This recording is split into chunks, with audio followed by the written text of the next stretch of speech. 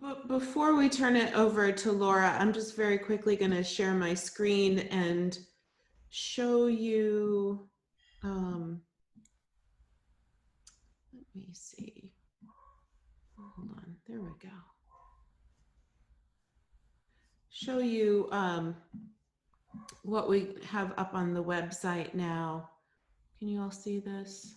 So Yes. if you go to our NCACDA website and click on virtual conference, the easiest way to register, I mean, if you scroll down, you can see a bit more detail. We don't have the actual day to day. You'll get that in an email, or well, not day to day, but the agenda for the day.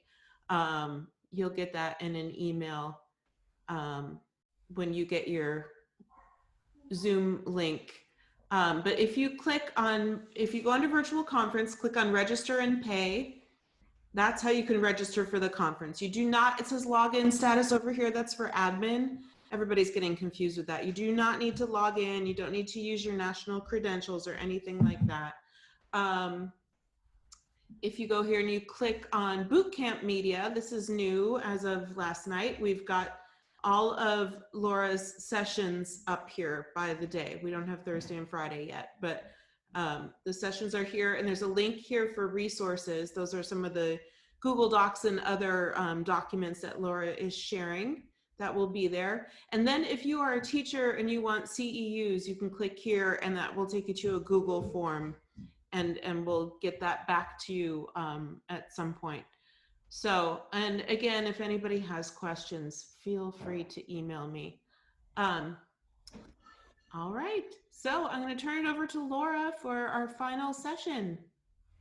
Hi, everyone. Welcome to our fabulous Friday. Today, we're going to be in the playland of video editing beyond the basics. I call it advanced, but truly, it's probably just a little less basic. And I'm so excited that you've taken this journey with me. And Wendy and I were talking earlier, maybe just to remember if all of this feels overwhelming, if you've come to, one of the sessions each day, that's about 7.5 hours or so, and I've just crammed all of that in to what I've actually learned over the course of 4 months. And so so try not to feel overwhelmed. This is just going to give you the perspective of the bigger picture of all of these things. And if you can make music, you can make videos. I'm convinced of that. So what I would like to do is just take us into my screen.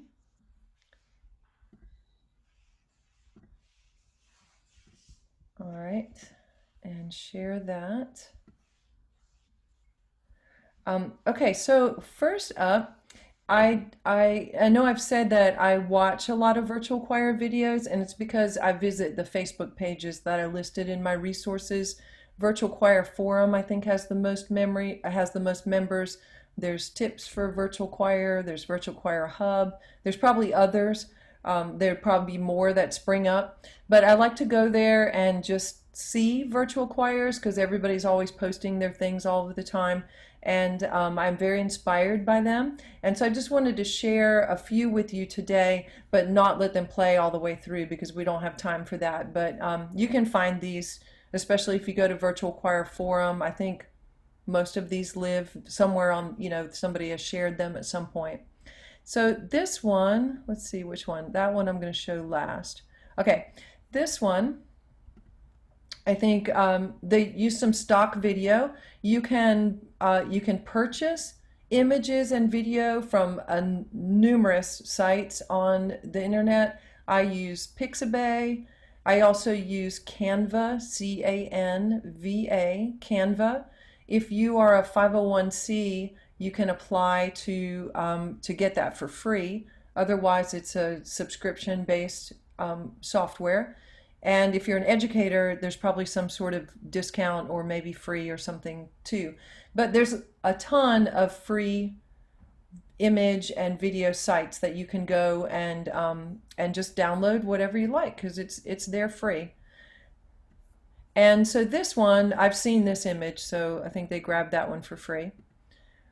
This one is really nice in the piece that they're using is Earth Song by Frank Ticheli. And so they instructed their singers to record holding candles.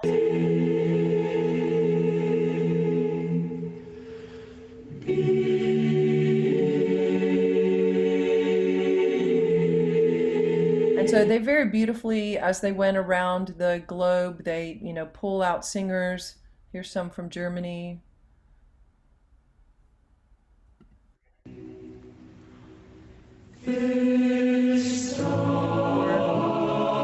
And so on. So the piece continues, and you can see as I just move the scrubber that we're visiting around the world.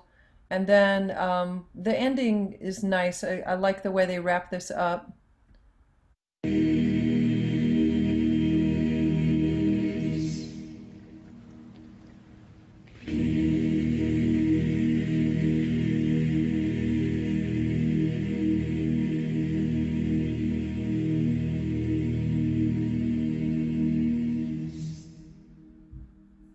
Now, I don't discount the amount of time that took, and I think that they really did a beautiful job putting it together.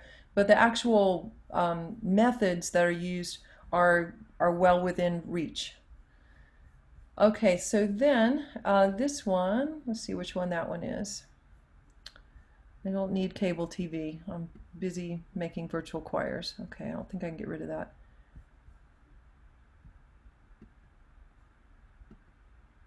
Okay, this one I just discovered this morning. This is Stephen Paulus, The Road Home. And just love the ideas that are included in this one. This choir is spread apart. Normally they'd be together, like us. So they've decided to use this map, which looks really cool.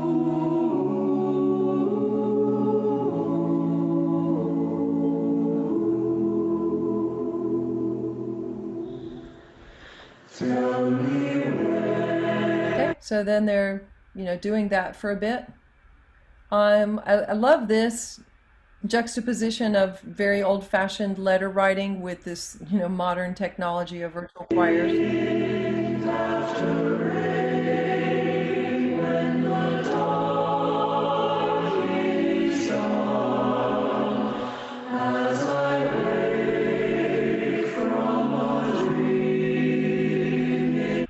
And then a little bit later on, I think this was genius.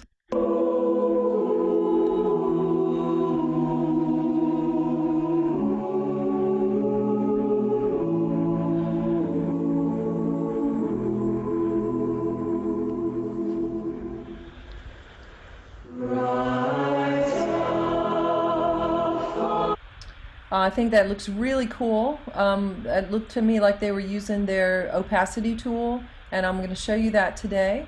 And obviously that you have to be able to layer video to accomplish that. And then toward the end, I think this is a beautiful way to end this video.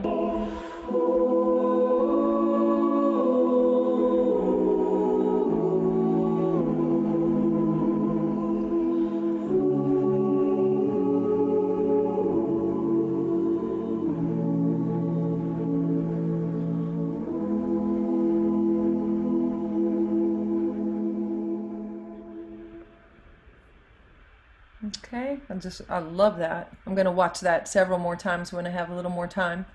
And then this one, this is perhaps some of the most unusual editing that I've seen, and this, I suspect, took a ton of editing time. It's quite unusual. I'm just going to move it forward just a little bit. I think I've learned how to do this. But I haven't done, obviously, anything this intricate. You might think that nothing's left, 'cause you can't see what's coming next. Well, I've been there. I can hold you up.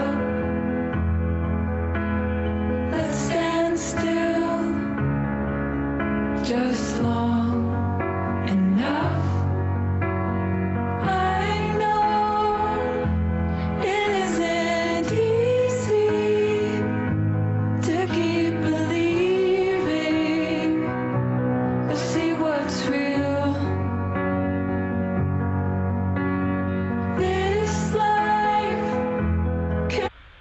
And then there's some cool things happening toward the end. I love this part where it looks like everybody's above their house. It can make us scared, we'll disappear.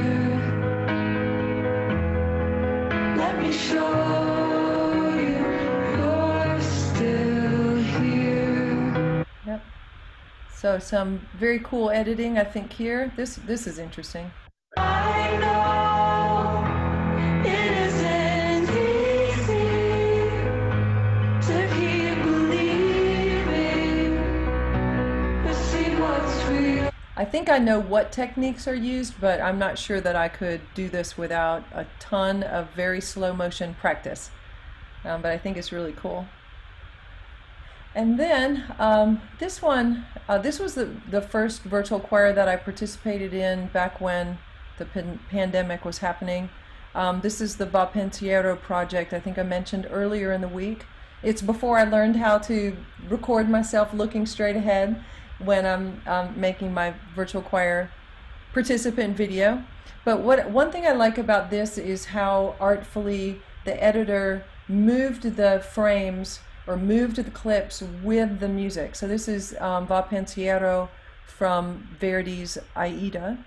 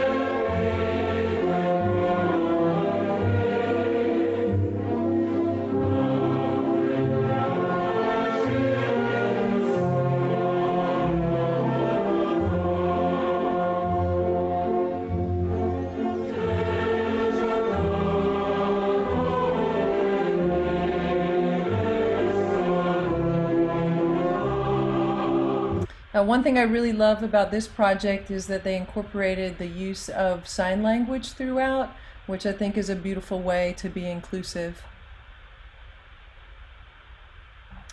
And then the last one that I just wanted to share with us is I'll let this play all the way through, and if you've seen it already before, I hope you'll just enjoy it again. But I think it pretty much sums up our virtual choir making, participating, all the things. And one thing that I think is wonderful about this video, besides that I just think it's funny every time I watch it, is that two teenagers did all of this editing. A 16-year-old and a 19-year-old. You'll see them in one of the clips. And so this is where I would think that were I teaching students, that there would be some students that would be interested in this sort of technology and could really step up and take over some of the heavy lifting on the editing. All right, so here's this one. This is the birth of the virtual choir. This is an original song.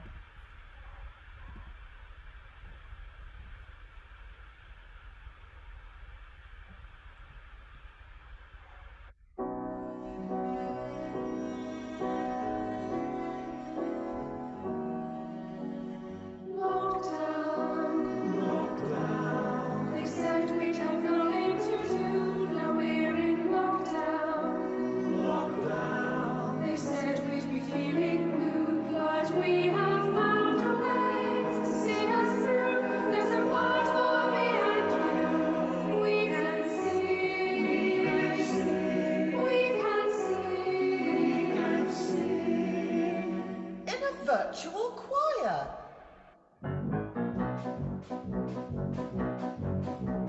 8 weeks ago I never heard of Zoom. Now I'm singing solo in my living room. There is no one around to keep me in tune. It's the birth of the virtual choir. When we rehearse a brand new song, nobody will know if I go wrong. I can make it up as I go along. I am loving the virtual choir. But wait a sec, now my cover is blown. They want a recording using a phone. Don't say no, we can't use technology. If we're over 50, Who thought of this? It's a bad idea. so I am now feeling sick with fear. But I'll do my best when I give it a go. Who's been messing around with this phone? iPhone boys and it plugs in.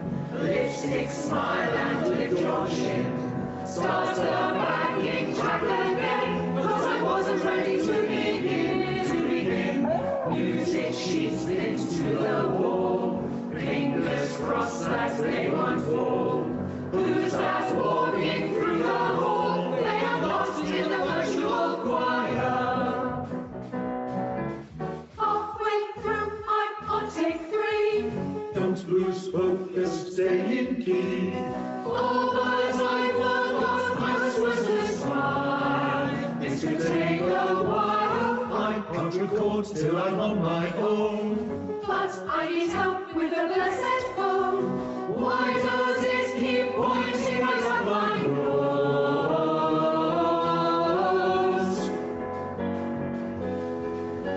Landscape, get it right. I never knew my hair was looking such a sight. Look sincere and calm and bright. That's the rule of the virtual choir. That's take 10 going in the bin. The flag has fallen off that pile of books again.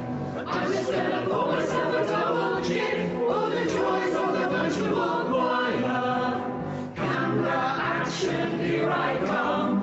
Take 54 will be the perfect one. 2 bars from the end, I'm nearly done.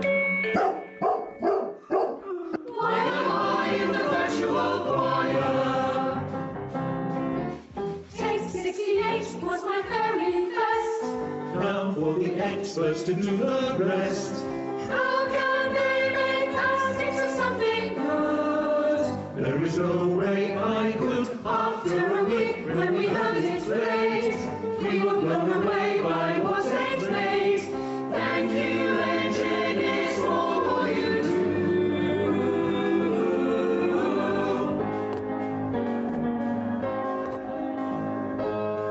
8 weeks ago, I never heard of Zoom. Now I'm singing solo in my living room. So if there's one good thing in this new and gloom, it's the birth of the virtual choir. It's the birth of the virtual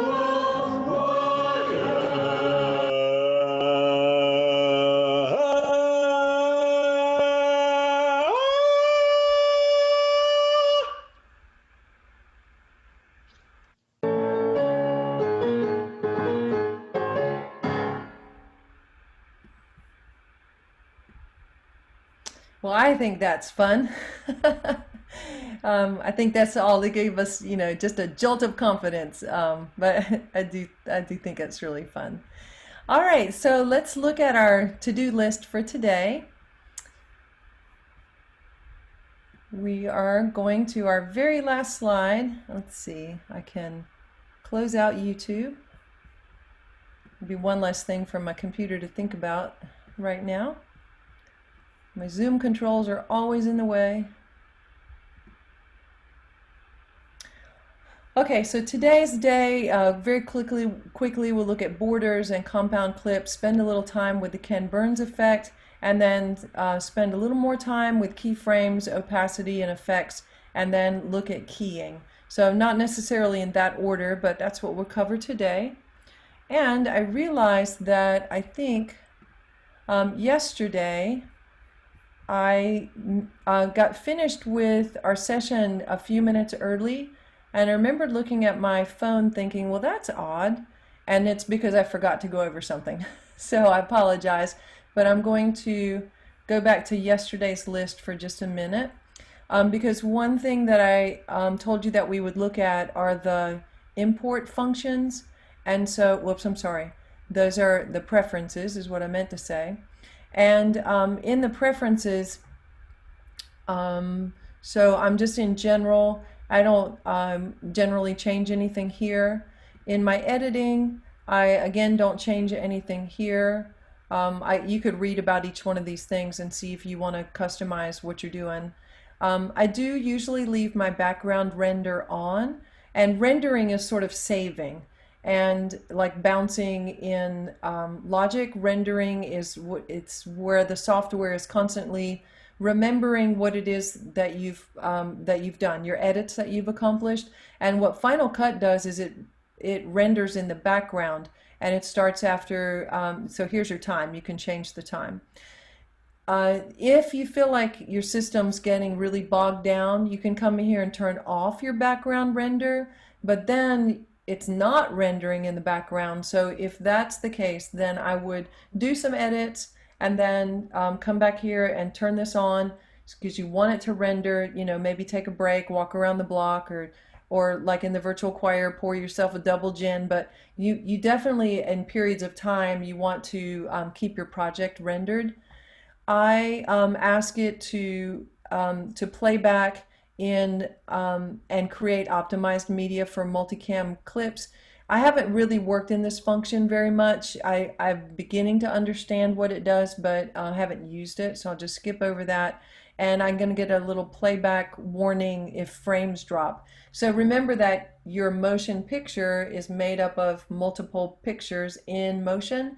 And if your system's not keeping up with the speed that motion needs to be, it will just drop frames. And then you'll see people are looking jerky and you're not getting that smooth, that motion picture effect. My import, I want it to create optimized media and proxy media both.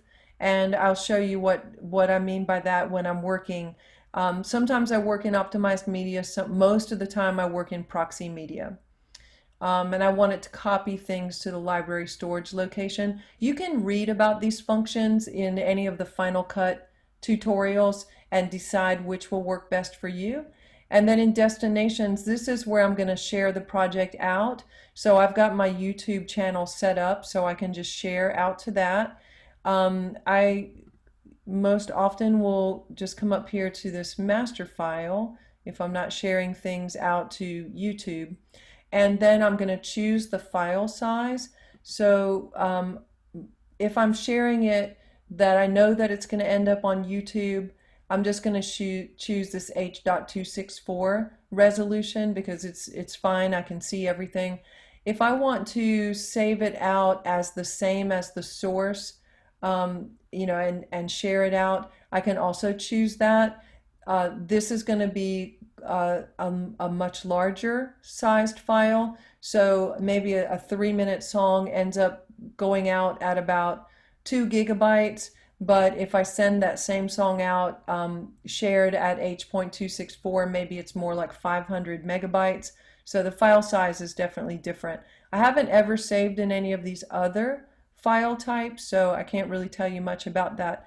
Something else that's interesting is you can also choose to save a current frame. So when you look at the videos, if you go back to look at any of these videos that are posted on the ACDA website, you'll see that I made you know, just a little thumbnail for it to be our cover slide, for it to be the thumbnail for all of those videos. I just created that by hovering my playhead over that opening slide where it says Virtual Choir Bootcamp, and I just saved that current frame, and so it just shared it out to the folder I designated it to, and then I could use it when I was creating those videos to go on the website. Okay, so I apologize, I forgot to tell you that yesterday, or at least I think I did. So I think we're all caught up. All right, so I'm going to open up the Korramore Library because that's where O Sing Joyfully demo lives, and just want to encourage you to use these files on the Korramore website, to join Korramore, to contribute to Korramore. We're all just helping each other on Korramore, and that's in addition to ACDA, but not instead of. But you can get these practice files right in that resource folder. And then, so even if you haven't started your virtual choir projects, you can get some files to practice with. All right, so what I'm going to do is I just need, whoops. If you hear me say whoops, it means I'm just usually going to have to Command Z and redo whatever I just think I did. Okay, all right, here I am. Look, we've got 2 singers missing out of our ensemble. It's because in the last session I showed folks how to use the opacity tool. And something else that I just did when I double-clicked on this file, I clicked in such a way that it separated the audio from the video, and I can just reattach that by coming up here and saying, I believe it was collapse audio. Yeah, and it just put it back on the clip. But that's a good way if you just want to completely remove the audio from a clip. You can select it, come up here in your clip menu, and tell it to detach the audio, and then you can just hit your delete key and delete it. But I'm just going to keep my audio in place and just leave it muted. Remember I just dragged the decibel line down, so it's just muted.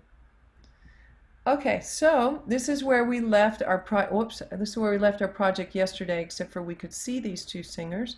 So I'm going to open up what's called the video animation window by pressing Control V, or else right-click V, and I'm going to look. This looks like Interstate 40 near my house, and all of these are lanes. Well, each one of these lanes has something that I can do to edit this clip, and so I'm going to look at opacity. So I'm just going to open that up, and I'll go ahead and teach you keyframing while I'm here. So I told you I was going to skip around a little bit because it's just sort of wherever I get to. It doesn't need to go in any certain order. All of these are various techniques. But what I can do to create a keyframe is I can just press Option K, and I'll explain what that actually does in a moment. And then maybe I'll just put in another keyframe, and maybe I'll just put in another one. And what I'm doing is I'm just establishing points for me to say, all right, I want the singer to be visible, and there's the singer in the black shirt. I want that singer to be visible. So that singer's opacity is at 100%. But when I get to this point in the song, let's say that I want to feature some other singer and I want this singer to disappear, then what I did was I just took this keyframe. I'll just move this one up so you can see what happens. Is I'm just going to move that keyframe, whoops, and you can slide it back and forth. Once you put a keyframe in, you have total control over it. You can move it back and forth, and doesn't have to be in the same place. But now from here, where I can see the singer at 100%, the next time the playhead hits a keyframe, it's going to do what I asked it to do, which is disappear that clip to 0. And then, you know, maybe I just want to bounce this singer up and down a bit, you know, whatever it is I choose to do. If I decide I don't want a keyframe, I can just right click or control click and just delete that keyframe. So we'll go ahead and delete these so that we can see the singer while we're doing the rest of our playing with these clips. So I'll just take all of these out. All right, so that singer's back, but I'm still missing the singer that's right to the left or to the right, depending on what perspective. So I'm going to Control V. That's going to open my video animation window. I'm going to click on this opacity lane. Again, you can see those keyframes that I put in. I'm going to just take them out. I've changed my mind. I do that a lot when I'm editing. So I'm just going to delete that keyframe and delete that keyframe. Okay, so now all of my singers are back. I can either press Control V and close that video animation window, or I can X out of it up in the corner. Okay, so looking at my singers, you know, they look all right.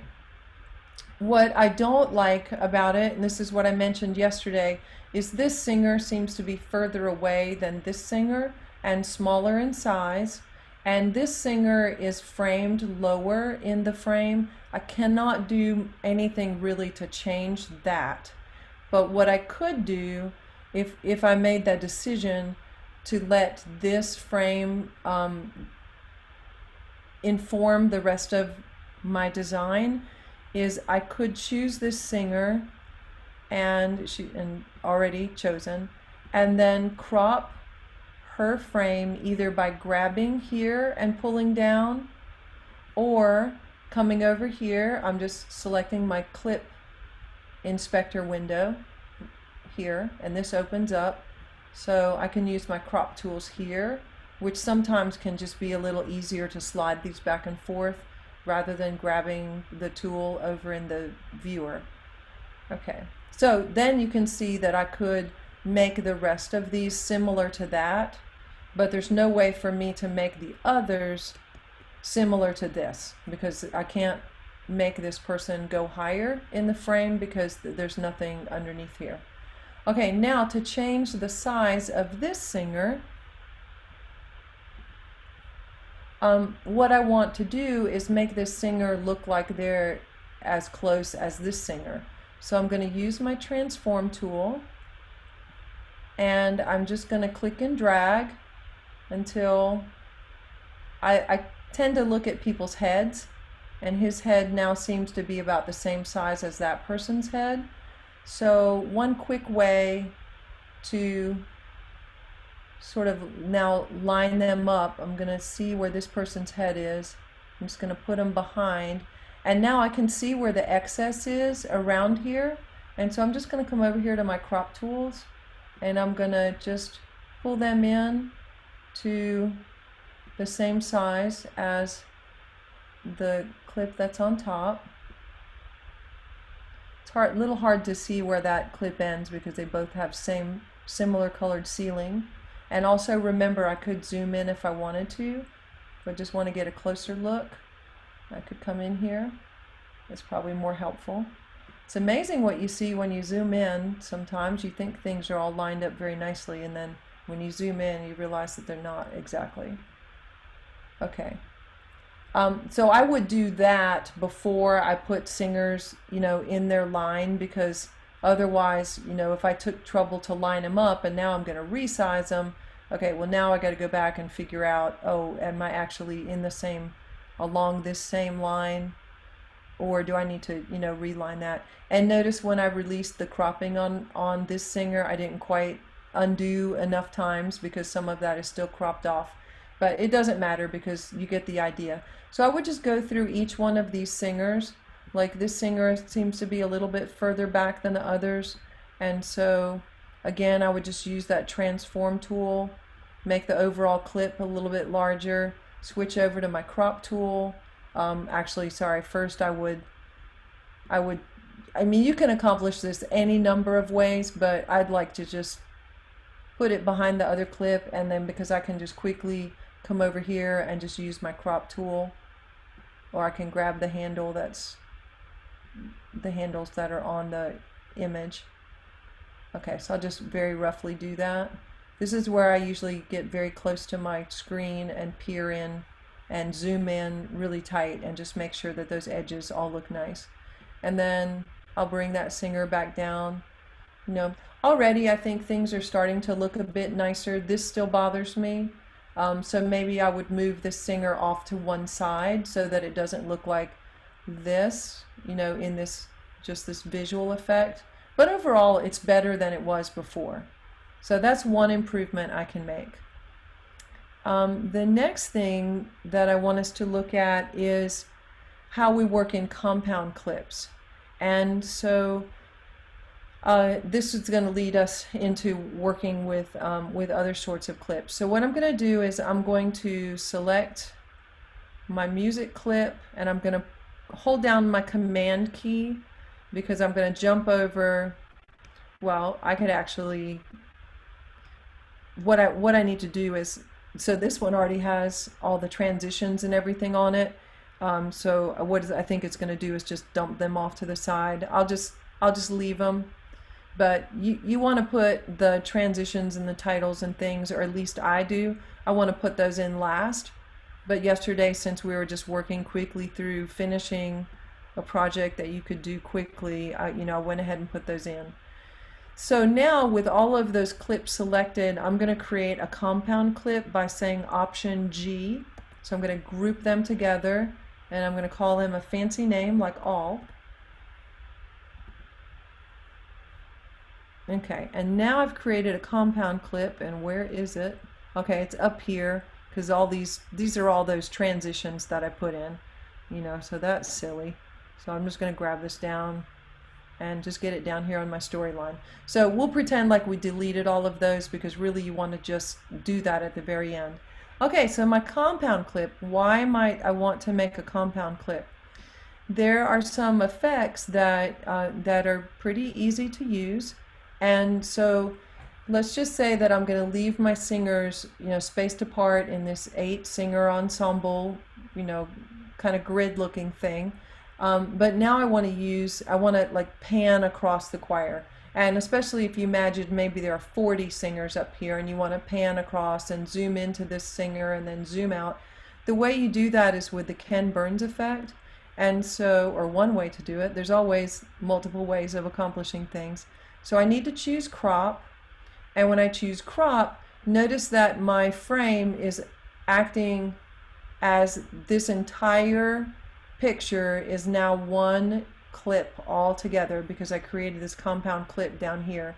And if I were in transform, I could move everybody off of the viewer. But I need to be in crop in order to use Ken Burns. And then select Ken Burns. Ken Burns is the famous filmmaker who makes the documentaries, and he just used this effect so much that it was named after him. And so notice that I've got a green square or green rectangle for starting and a red rectangle for finishing. And so what I do is I just choose what I want to see to begin with. So let's imagine we want to see everybody. And then what do I want to see at the end? I want to just see those 2 singers. This is where you can really spend some time just fiddling around to make sure that everything is spaced the way that you want things spaced, and I'm not off to the side somewhere. So this is my beginning, this is my end. I'm going to press done. And then over the life of this clip, so however long this lasts, 3 minutes or so, it's going to just slowly do what I've asked it to do. Okay, well that's probably not going to be the editing that I choose, because I don't want to end the song zeroed in on a couple of singers, and this would probably also be excruciatingly boring. So what I'm going to do is, if I'm not sure of what clips I like, it's easier to be sure to begin with, and I'll show you a quick way of doing that. But if I'm not sure how I want all of this to work, what I can do is, let's see, I want to remove that Ken Burns effect. I'm just pressing Command Z until I get it gone. Let's see if it's gone yet. Oh, nope, it's not gone yet. Okay, now it's gone. So before I apply that first Ken Burns effect, I'm just going to copy this compound clip by saying Command C, and then my playhead's there. I'm going to Command V, and oh, it's laying it back up top again because all of these silly transitions are in the way. So normally, we wouldn't have those in there. Okay.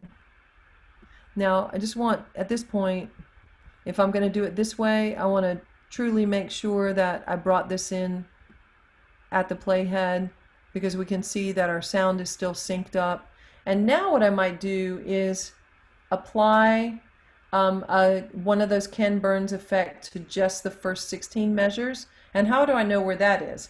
Well, I'll get my score out and I'll have it just sitting beside me.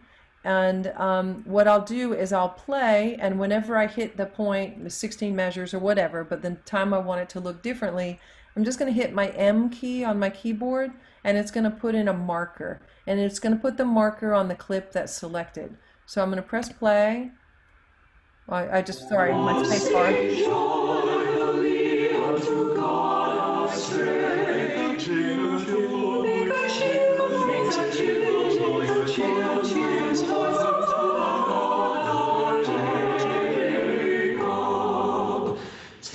Okay, the first two marks I put in were completely random. The third one I actually did at the end of the phrase. Now notice that it's saying video frames were dropped during playback, so I'm going to say okay. And if you could see, I know, this is tiny on our screens, but you probably noticed that, and also over Zoom, but you would have noticed that all of a sudden the video doesn't look smooth anymore. So I'm just going to come over to my view, and I'm just going to edit in Proxy. Proxy, I can still see everything just fine, but I'm not asking my computer to keep up with every single one of these edits that I'm doing. Okay, the next thing I'm going to do is go back to my compound clip, and now I'll show you what if I want a Ken Burns effect here. Maybe I want to pan left to right, and then on this next clip I want to pan up and down. This next clip I want to zero in on a couple of singers. What I'm going to do is just use those markers that I placed by pressing my M key while I was listening, and these are not going to be artistically good choices. I just randomly put them in there. But I'm going to need to break this clip.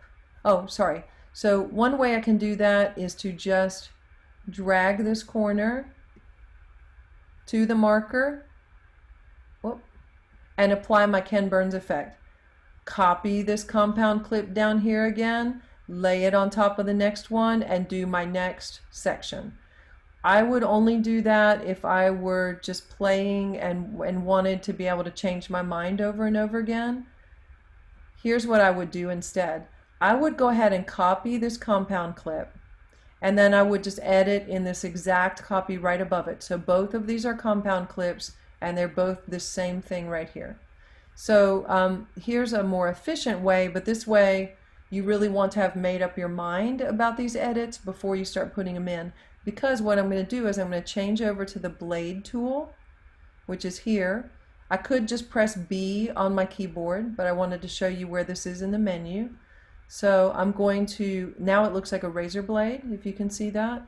I'm just going to put it on my playhead. I'm going to click on my trackpad, and now I've separated these two clips in this one clip into two clips.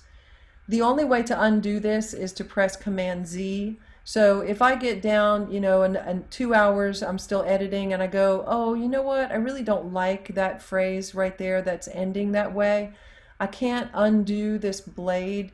Those two clips are always going to be separate. In Logic, you can glue clips back together. There's actually a glue tool, but there's not a glue tool in Final Cut as far as I can tell.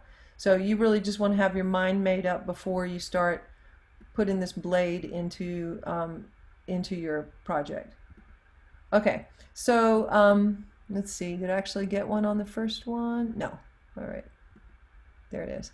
Okay, so now what I can do is I want to go out of that blade, so either I can just come back to my menu and go to my select tool, or I could have just pressed the letter A on my keyboard.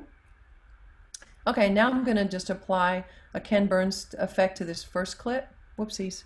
Oh, I broke it apart. That's not good. I broke it apart by double clicking. I did not mean to. So let me just put it back into my compound clip again by Option G. This was my all clip. Okay. All right.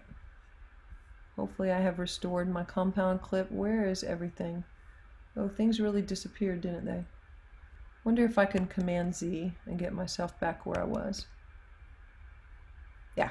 All right. Command Z is always my favorite tool about editing anything, including Word documents. All right. So now I need to just split this apart again. So I'm going to press B to get my blade, change it into a razor blade. I'm going to click on my trackpad. Now I'm going to change my cursor back to an A. And so now I'm just selecting. Okay, I'm going to select this first clip. I'm going to put my playhead over it so I can see what I'm doing. I'm going to go to crop, and then I'm going to go to Ken Burns, and there are my familiar windows again. So let's say that at the very beginning I think it'd be nice to start with this wide shot, but then I want to just zero in like I did before to those two singers. And I can shift this around. Okay, so I'll pretend that that's all fine-tuned the way I want it. I'm going to press done. And then, you know, so when I just scrub this across quickly, I can see that that happened. Now I can select my next clip, and so this is the next phrase, and you can see I haven't done any Ken Burns effect on this place that I broke it apart, so it's acting independently. And I'm going to come back up here. I'm going to select crop, Ken Burns. Okay, maybe for this phrase, maybe I want to come back out and then pan over to these singers, and that will make my mother happy because now there's a close-up of me. And I'll press done, and then we can just scrub that across and you can see what happens. So when we go from one clip to the other, it's just going to finish one Ken Burns effect and then do another one. Okay, now I would not say that what I just did was artistic, but you can see how you can use this tool to make choices.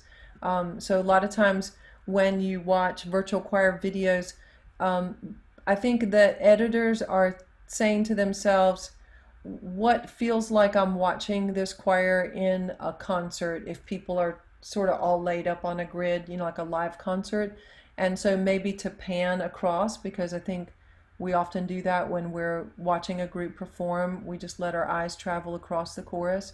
So maybe I'm gonna start in here, but then at the end of the clip, I want to end on these two singers. So I'm gonna fiddle around and make these boxes the same size so that there's not this awkwardness. But you get the idea. You can really do some fine tuning here. I'm gonna say done, and then I'm gonna look and see what I created. Okay, so now I'm going to pan across the chorus. Okay, and that Ken Burns is going to move, like however fast, the length of this clip, the Ken Burns is going to achieve what you asked it to do in that amount of time. So if you want things to move more quickly, you'll have to make the clip shorter. And if you want that Ken Burns to move more slowly, then you'll have to make the clip longer. That's how you're going to control the speed of that. Although I think they're also somewhere buried in this program, I think you can actually time the Ken Burns effect, but I haven't delved that deeply there. So I'll just go on because I don't know anything more about it. Okay, so next thing I'm going to do is, I already showed you a little bit about keyframing, so I'm just going to get rid of all of this. I'm just selecting and hitting my delete key. Okay, I'm going to come back to this compound clip, but now I want to work with these singers one at a time, and so I need to break this apart. And so I can come up here to my clip menu, break apart clip items, or else I could use this keyboard shortcut. Okay, so now I can look at my singers one at a time again, because as I showed you quickly before, there's a video animation window for each one of these clips, even the background, your sound clips. Well, let's see, it's not there. You have to edit your audio over here in the inspector window. But let's go to this singer, and so I'm getting that animation window by pressing Control V, and there's my window. This is my interstate lanes, and this is where I already showed us the compositing opacity. So I'm going to show you a different way to use this video animation window, and this is with keyframing using my transform tool. And actually I'm going to pause from this project and just show you an example of what the final result looks like. So as I said, every Sunday there are choir members that are leading the hymns, sometimes 5, sometimes 10, however many felt like participating. The way I run that with church choir is that I tell them it's like a cruise ship, and every Sunday the ship comes to dock, and you can choose to jump off and not do any virtual choir projects for a bit, or you can choose to jump in. But Sunday is the day that I'm going to have the new guide tracks posted for the next hymn, and I work 2 weeks in advance. And this is also the day for you to submit your recordings if you want to participate in that week's virtual choir. And as I said, I work 2 weeks in advance, to just give time if there's any emergencies or whatnot. So in order to do what I'm getting ready to show you is, all right, I want to open this project. Okay, so I'll just quickly go through this project and you can see the end result, and then I'll show you how it was accomplished. So because this is a traditional worship service, I just want to establish that we're in the sanctuary, that everyone is familiar with attending, that attends to these services. The organist is going to come in. As the organist comes in, I'm going to blur that picture. I'm also going to change the opacity on it so you can see it sort of fading down so that we can focus on the organist playing the introduction. And then the choir members are going to come in. You can see their clips right now, but I have their opacity levels at 0. So they're there, but they're not visible. Oh, but now it's time to sing. So here we go. And so I have our little ensemble leading the hymn. But then as we continue on, there's a verse that just the sopranos and altos are going to sing. So I accomplished that with keyframing, and I'll show you how to do that in a moment. And then so notice the tenors and basses needed to disappear. Tenor and bass need to disappear. So they are still there. They are right there in the middle. Actually, I don't know what the third is singing, tenor or bass. I left them there, but I used my opacity tool so that they would disappear from sight. In fact, they are still there. And then after the sopranos and altos finished their verse, moved them back into place, brought the opacity of these 3 singers back to 100%. And then we do the last verse with everyone singing together. Oh, sorry, there was an organ interlude. I forgot about that. So we're all taking a coffee break in the Heritage Center. And then all the singers come back. Notice this singer popped in early. So at some point I must have just moved, I must have just been looking to see what was happening here. But I can show you how to fix that really quickly. And all the singers are coming back in. And then it's just going to end. So I'm going to open that singer's track because clearly there's something that's not right there. Because that alto was moving at a different time from everyone else. So I'm looking at my opacity track or lane, and I'm just going to open up one of the other singers by pressing Control V. I'm going to look at this singer's opacity lane, and when I compare, I can see that the keyframes are not in the correct place. So that's where the keyframe belongs, and it's nice, the playhead sort of feels where those keyframes are and sort of locks in. And so I can just slide this one over. And then if I move my playhead again to the second one, I can just slide this one over.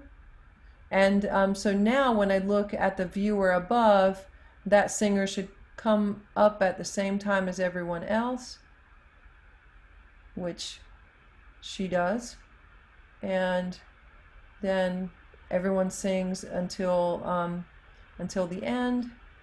And in this case, I didn't do a cross dissolve at the end. I just used this same opacity tool. And actually, so what I'm seeing is it looks like this singer's her entire clip at some point just got scooted over. And I use these projects a lot when I'm teaching. So, I probably just slid it over, and so now I'd need to go back in and just readjust those, but, I could just slide them around. Okay, so let me show you how to get singers to move across the screen, because I would not say that any of that is terribly exciting, what I just showed you, but the technique would let you do some really cool and exciting things. So I'm just going to go back into my, I need my Sing Joyfully project, which I think is up here. Yep, there it is. Okay, and now I want to see that below. So there's my project. All right, let's imagine that we want this singer in the black shirt to end up over here beside this singer in the blue shirt. I'm just going to nest right in here. And the way I'm going to do that is I'm going to open up by Control V. I'm going to now go to my transform lane. Now I see those dotted lines. I'm going to listen to the music, And, or actually, let's do this. Let's let that singer have a solo, which, you know, there are not any solos in this piece, so we'll just pretend. I'm gonna just make sure I'm in that lane. I'm gonna press Option K. That's gonna put a keyframe. That's where that singer is right now. But then here's where that singer's solo starts. So I'm gonna Option K again. Now, when I'm there, I want the singer there, but when I get here, I want that singer to come to the front and have a solo. So the way I do that is with my playhead over that keyframe. I click on my transform tool. I need to be in transform instead of crop. And what I want this singer to do is come front and center and get nice and big. And this singer's going to have the solo. Now, what I could do is make all these other singers use my opacity tool and just make them fade away, and just bring the center to the front, bring the singer to the front. So I changed the location of the clip in the viewer and also changed the size of the clip. And so you can see how that works.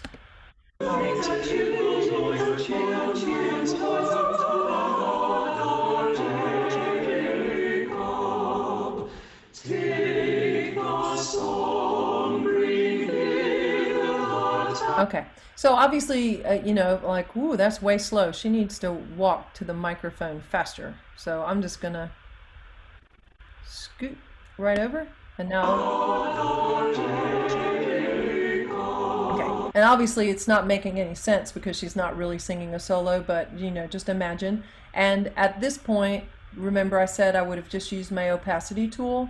So I'm not deleting these singers, I'm just making these singers invisible.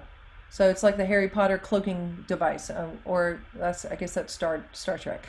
The Harry Potter, was it in the invisibility cloak? I don't know, I remember. But that's what we're going to put over all of the singers that I don't want to see, and we're going to do that by using our opacity tools. But I won't take time to do that now because I don't have time for that. The effects tool, so you saw earlier when I showed you the sanctuary photo, and then once the organist appeared, I wanted the sanctuary photo to blur away. The way that that's accomplished is you're just going to apply an effect to the clip. So I'll just pretend that, oh, this is going to look awkward. All right, let's get over here to the singer in the green shirt. I'm going to just pretend that I want this singer to blur at some point. So I've selected the clip, come over here to my effects window, which is already selected, and then I'm going to look in my blurs, and there are my blur options. You can buy lots of plugins. Final Cut comes with a bunch of things, but you can also buy more. And I'm just, why can't I see my blurs? Okay. I should be able to see all my options here. I've clicked on something that I think I've clicked on something that's not allowing me to see what normally lives right here, and I'm not sure what that is in the moment. So I'm just going to tell you to pretend that right here I could choose a Gaussian blur, and I double click on it and it applies it to this clip, and then the clip will blur out the same way I showed you the organist being clear and the picture behind. So actually, let me just go back to that project. I don't know why I can't see my effects right now. Maybe I just need to quit Final Cut and restart it, but I don't want to take time to do that. So let me just go back over to Children of the Heavenly Father hymn, and I'll show you that on the image. So sanctuary photo, if I Control V, so it's called video animation, but this works on still images as well. And I've got two things that are going on. I've got the Gaussian amount lane, and I've got the compositing opacity lane. So I'm working with both of these effects on this image. So the first thing that I did was just say, all right, I want this image to start out at 100%, but as the organist appears, I want it to get darker. So it's much dimmer now. And where is it? What percentage? It's at 20.1%. All right, so then with the blur though, what I've done is I've decided that at the beginning there's no blur because I want people to enter the sanctuary, and that's what the front of it looks like. But by the time we're here, I want things to be blurred. And the way I determine that amount is I come over here to my tools, which will appear once I've created this effect. And again, that effect lives like right there. Honestly, I don't know why I can't see any of them, but I'll quit puzzling over it because probably as soon as we end the session and I restart Final Cut, I'll be like, oh, there they are. Okay, but I'll just work here, and so I just ask myself, you know, how blurry do I want it to get? And if that's how blurry I want it to be, when it hits this next keyframe, that's what's going to happen. So as I'm playing, it's clear, but now it's getting blurrier and blurrier with that Gaussian blur. Okay, and that's what I told it to do. All right, so I'm going to undo that because I don't want that to happen. Okay, all right. And that's how that effect works. So the last thing, let's say I'm going to pause and just answer questions, and then we'll spend the rest of the time in keying, which is super fun. Okay. Sorry, I'm just looking to see where the question started. Here, okay. When I crop the frame, does it distort the head of the singer in any way? No. So let's go to, we're going to look at the organist. I've selected the organist clip, and I'm in my transform tool. If I act like I'm cropping with my transform tool and start sliding around, what's going to happen is that all of a sudden it's going to be like a funhouse mirrors, you know. So same thing if I stretch it out. Yeah, so I'm not cropping with my transform tool. This transform tool moves things around, but when I'm using my transform tool, if I come over to this window, I'm in my clips inspector window, I can, without changing over to the crop, I can crop it without distorting the image. But I can't do that here.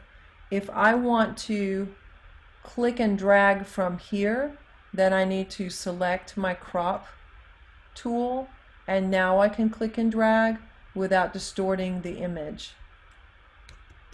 Okay, and that would include, you know, going up and down. So there's nothing about this that's going to distort with the cropping. Now, one thing to just be cognizant of is the anchor. And here's the anchor. All right, let me get back in transform. Okay, each clip has an anchor, and so actually this would be a good place for me to just stay in this little project and just show you how. Oh, I don't think I actually showed you how to, I showed you how to put in keyframes, but I didn't actually show you how to move clips around. So let me just backtrack a little bit. What I'm going to do is that anchor, let's just say I want the organist to go over there and play the organ on the other side for a little bit. So I'm going to select his clip, and I've chosen, I'm in transform. So the only thing I have to do now is put in a keyframe. So I'm going to Control V and open up his video animation. He will be so excited the week that he gets to play on both sides of the sanctuary. So I'm going to put in a keyframe. And then let's say when he gets here, I want him to go over to the other side, which obviously I'm just being silly. But I think for that last video, I'm going to get silly, and then we're going to just have fun with it on Wednesday night Zoom, choir Zoom. Okay, so when I get to this second place, let's just say, all right, you know what? I'd rather that you be over here. And you're just going to be over there. And, oh, let's see. Sorry. Somehow I grabbed into the edge of the image. And I also want you to be upside down and play on your head for just a bit. And my colleague organist is so brilliant that I'm sure that he could do that just fine. And then we get to the next. The organ might not like it, but he would do fine. When we get to this next keyframe, so I just move down here. When I get to this next one, let's just say I'm just going to get him to spin out. Whoops. I'm going to twirl him around a few times. I'm going to move him. He's going to disappear into the stained glass window. So I'm going to zoom in really closely so I can get it totally small. Yep. All right, you get the idea. So we're just having some fun here. Okay, and then so when I play the video, we should see all of that happening.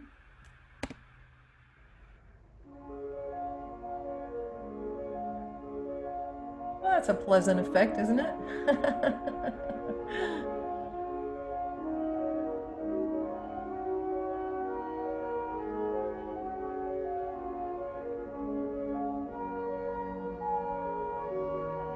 Okay, such silliness. Bye! All right, that was fun, at least for me. But you can see the path that was traveled to make all of that happen. I'm gonna undo that. Maybe I should leave it and send it in to use this Sunday. Not sure how that would go over. Well, I know how it would go over.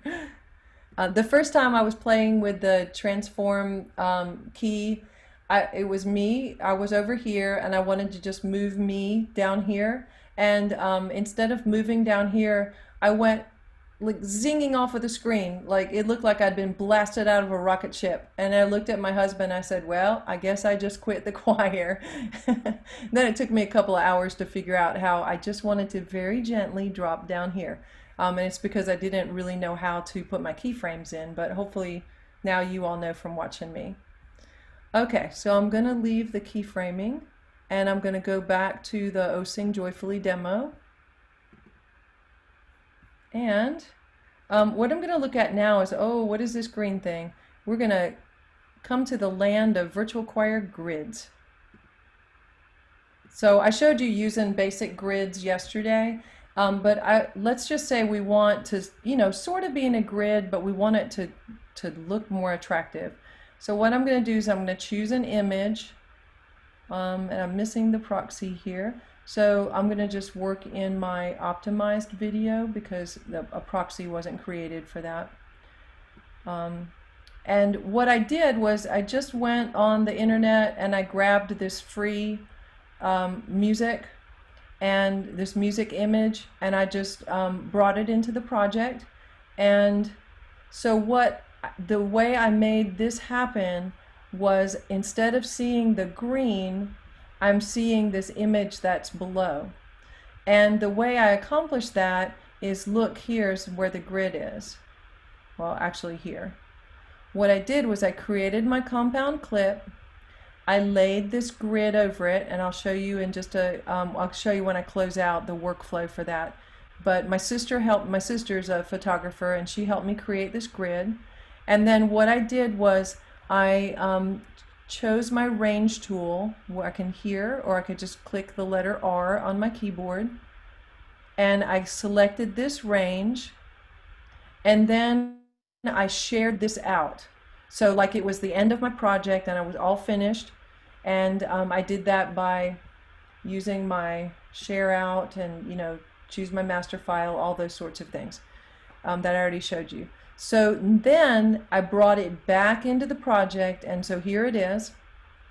So now this is a compound clip with, let me move my playhead.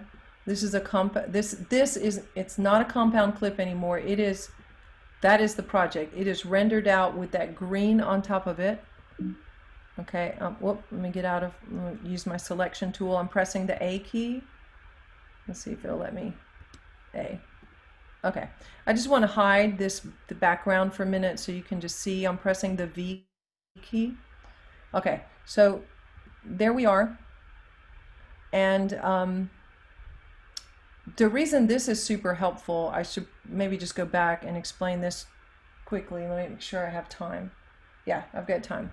The way I'm going to do this, I'm just going to break this clip apart by coming up here to my clip menu, or I could use my shortcut key. We'll break apart the clip items. Okay, so what I did was if I just disable that, look how messy that is underneath. Let me move my playhead over, sorry. So that's just a big mess under there. But the only thing I had to do was just get them underneath where that overlay is, and then I don't have to worry about trimming up all of those edges and cropping everything to, you know, the exactly right size. I can just have a big mess and then throw this template over top. This is a PNG, so it's not a JPEG, it's a PNG, which means that wherever you see those black places, that's actually a transparency that is allowing us to see the clips that are below. So it's like all these little mini transparencies. Okay, and so the way I got them underneath, you know, where they needed to be is, you know, just selecting this singer with the red shirt and then come over here. There's the transform tool. So I'll just move this singer around till I have this singer nicely framed and where I think best, and there we go. But now look, there's a little bit of overlap down into this other transparent opening. So, you know, I do need to crop a little bit of that off. Just so I can't see it into this singer. Okay, now notice one thing. This singer's wearing a green shirt. Obviously, none of this was recorded for this project in mind. So I added to my instruction sheet for singers to wear any solid color shirt except for not green. Because if I wanted to use this keying effect, then I don't want the green to disappear. Because look at what his shirt is now. It's just sort of this grayish. And it's because it wasn't the exact green as this overlay, but it was close enough that it took out a lot of the color, and also is making this shirt somewhat transparent. You can't really tell from your vantage point, I don't think, but I know that from here. So so now what I'm going to do is I'm going to choose an image that's going to live below, and so there are my blobs. Okay, so there they are, and that I think looks considerably nicer than that. And with the keying, it was with not very much more effort once you know how to use these tools. But then I think beyond that, I think this is nice. And whenever you're working in this clip, you also have an inspector window here that you can decide whether you know, just the different, how you want this this template to look. I've got these matte tools, so I can choose to soften the edges, or I can make them really clean. I can also erode the edges. You know, so you've got different methods of changing how this looks over here. You've got lots, but that's just very basic. Now I wanted to start playing around with, obviously I don't think appropriate for Oh Sing Joyfully, but I was like, well, what if the opening were not just a rectangle? What if it was something else, like a picture frame or a cell phone? And so my sister, because she uses Photoshop obviously for her business, she's a photographer, I said, you make me some cell phones and put them in a grid. And then I just chose this background out of the Final Cut selection over here. But you could put any video down here. You know, like you could go out and film the wind blowing through the trees and put that down here. I mean, you can use anything down here, a still image, a video, whatever you want. But the one thing I thought was, okay, those singers are, whoops, I need to select my clip. If those singers are just, you know, flat on, approximately, which is not, but let's just, that sort of flat. They don't really match what's going behind there, so I thought, okay, what if I distort and I just play around in my distort tool enough that I can, sort of match the angles up to what's going on in the background. So obviously, I could play with this for a while. I could, if I made a transparency for each one of the singers, I could move us around. I could have us flashing on and off because the background sort of has lights that flash on and off, but I would have lots of design options. So that got me thinking, if I could do that, what if I could just do an overlay and just have this green shirt singer? What if I wasn't doing the keying, which is that green screen effect, but what if I just made an overlay? And so the way I did this was I called my sister this morning and I said, hey, can you help me know how to do this? And I'll show you the workflow that she wrote out for me when I close out a Final Cut. So what we did was we selected an image of a vintage television, and then in Photoshop we removed the screen part of the television, and she just did a very, very rough job on it this morning because, she just, I gave her about 3 minutes notice. Could you please hurry and help me do this? So this, she would clean up those edges, or I would clean it up, whatever, whoever's doing it. And so what I did was, there's the TV with the image laying on top, and then whatever I put below it, the only place that I'm going to be able to see that image is what's in the transparency part, because remember, this is a PNG. And so I could, still make this clip whatever size I want to make it. And I think to make this look better, what I would do is, because this is a vintage television, I would, you can get like these little staticky looking videos. I would probably lay one of those in on top of his clip and use my opacity tool so that I could just barely see the little staticky, so it looked more like an old-fashioned television, where the parent would say, child, get up and adjust the antenna, move the rabbit ears, or go get on the roof and change the antenna. We had some of that in my childhood. All right, but that's how that works. Let's see, I just want to get out of that.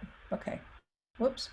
All right, so I'm just going to look at my list very quickly, and I've covered everything on the list. So now I'm going to show you the workflow of creating those templates and transparency. Oh, the anchor. Sorry, I didn't finish my thought about the anchor. Thank you, whoever's keeping me on track in the world. I appreciate that. All right, so let's just, since we're working with this singer's clip, I'm gonna just disable the television. I press my V key. Okay, so now I'm with this singer. So this anchor, depending on how I crop this image, this anchor might get sort of off kilter. So I can show you how to fix it. So let's see, maybe I'll drag it in like that. All right, now where's my anchor? Okay, so my anchor is no longer in the center of my clip. And when I use my transform tool, where I showed you where I was moving the organist back and forth, what it's moving is that anchor point. And so if the anchor point is off to the side of your clip, then that's not going to be helpful. You really want the anchor to be in the center of the clip. And so you just come over here to your anchor, and you've got your XY axis points, and then you just change it. So now that is in the center, and I'm using those little blue nodes. So I'm okay top to bottom on my Y axis, but my X axis is off. So I'm gonna just slide that on over, and I'm just gonna eyeball it to the center, and that's gonna be close enough.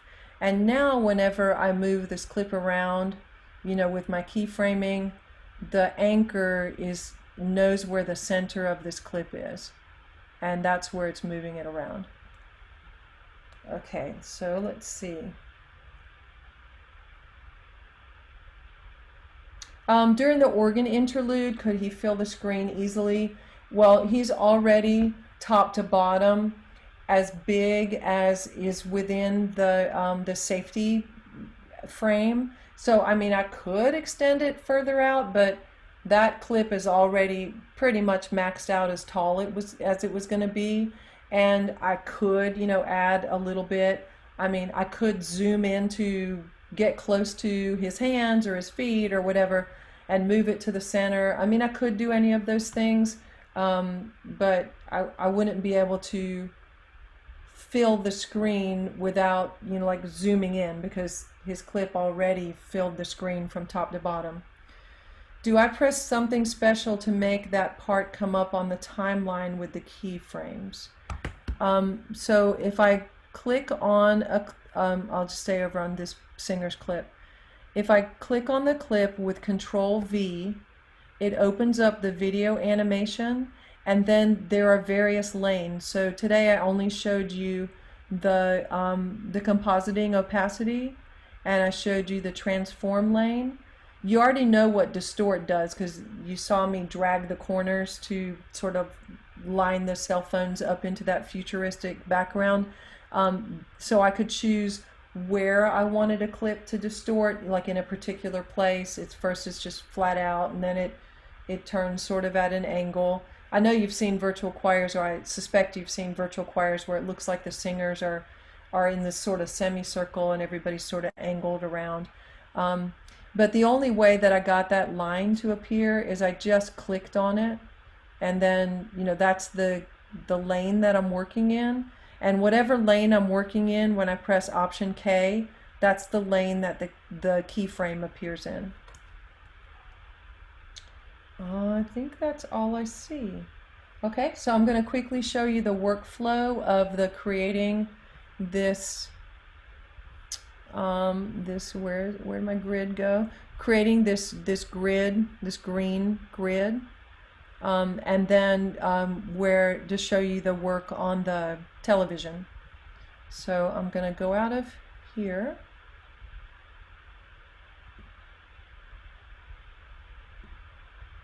Okay, and thanks to my sister, who doesn't mind being asked to do things like this early in the morning, she just created for me a workflow. So how to create a green screen template for 8 singers. And I'm going to share this document with you. She gave me permission, and she wished everybody the best. And so this will just take you step by step. Obviously, you're going to have the software to do this. So she did this in Photoshop, but I can also do this in the cheaper version of that, the Adobe Elements. I can create this in that software. And I had that already because I'm a member of an organization that has a subscription, so I'm not sure how much it would be if you wanted to get this.